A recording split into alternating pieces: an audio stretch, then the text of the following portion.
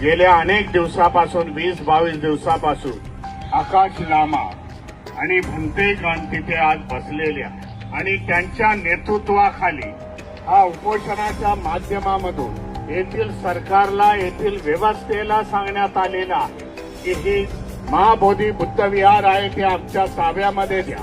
आजपर्यंत काय घडलं ते आम्ही जाणत नाही, पण देशातील बौद्ध समाज हा जागृत झालेला आहे आणि तो आपली धर्मस्थळ आज मागण्याच्या पवित्र्यामध्ये आलेला.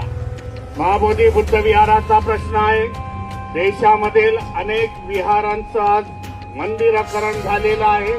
त्याच्या समोर ही लढाई आज सुरुवात झालेली आहे.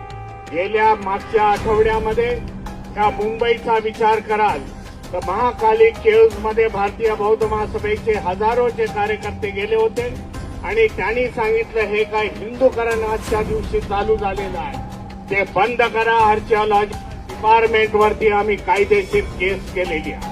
अशा प्रकारची जागरूकता पूर्णतः देशामध्ये आलेली आहे आणि हा मेसेज आज जगामध्ये गेलेला